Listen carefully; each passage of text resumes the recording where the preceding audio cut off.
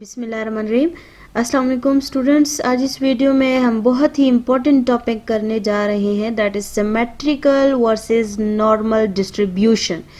यानी जो symmetrical distributions होते हैं और नॉर्मल डिस्ट्रीब्यूशन में डिफरेंस क्या है, तो उसको हमने आज डिस्कस करना है। ठीक है, क्योंकि मोस्ट ऑफ द इंटरव्यूज़ में इस तरह के क्वेश्चंस भी पूछे जाते हैं कि भाई सिमेट्रिकल और नॉर्मल में डिफरेंस जो है वो बताएं।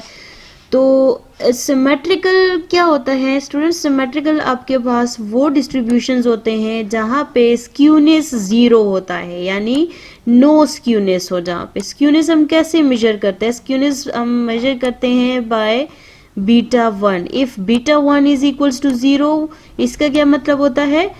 तो इसका मतलब होता है कि आपका जो स्क्यूनेस है वो क्या है? वो जीरो है, there is no skewness. So such type of distribution और कॉल्ड सिमेट्रिकल डिस्ट्रीब्यूशन। यानी जैसे काशी डिस्ट्रीब्यूशन हो गया, लेप्लेस डिस्ट्रीब्यूशन, यूनिफॉर्म डिस्ट्रीब्यूशन हो गया, logistic distribution and student T distribution. तो ये वो डिस्ट्रीब्यूशन है जहां पे आपके पास बीटा वन क्या होता है? वो जीरो होता है। ठीक है, अब नॉर्मल डिस्ट्रीब्यूशन स्टूडेंट्स आपके पास क्या होता है कि नॉर्मल डिस्ट्रीब्यूशन में ठीक है स्क्यूनेस भी जीरो होता है, बट कर्टोसिस भी आपके पास जीरो होता है। यानी जब आपके पास स्क्यूनेस और कर्टोसिस दोनों जीरो हो तो वो डिस्ट्रीब्यूशन नॉर्मल डिस्ट्रीब्यूशन कहलाती है। स्क्यूनेस तो वही वाली बात हुई ना कि if beta one is equals to zero, so it means that there is no skewness.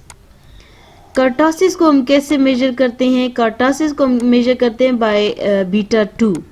लेकिन नो कर्टोसिस का क्या मतलब होता है कि बीटा टू की वैल्यू क्या है?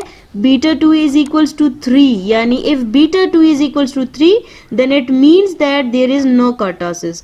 सो नॉर्मल डिस्ट्रीब्यूशन वो डिस्ट्रीब्यूशन है जहां पे आपके पास नो स्क्यूनेस और नो कर्टोसिस की बात की जाती है। अच्छा स्टूडेंट्स, इसके अलावा most of the commission interviews में ये भी पूछा जाता है कि आपके पास जो skewness and kurtosis of normal distribution है उनकी न्यूमेरिकल वैल्यू क्या है? तो वो सेम आपके सामने यहाँ पे लिखी हुई है। Numerical value of normal distribution क्या है कि स्क्यूनेस के केस में हमारे पास बीटा वन इक्वल हो जाता है जीरो के।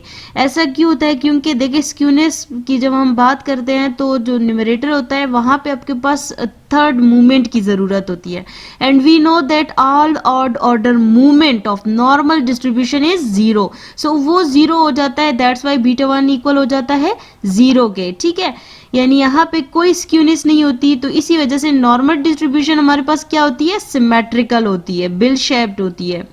और कर्टोसिस जो है वो नॉर्मल डिस्ट्रीब्यूशन के कर्टोसिस इक्वल होते हैं 3 के। सो ये आपके पास न्यूमेरिकल वैल्यूज है ऑफ नॉर्मल डिस्ट्रीब्यूशन के स्क्यूनेस और कर्टोसिस की। ठीक है, सो नेक्स्ट वीडियो तक के लिए अल्लाह हाफिज।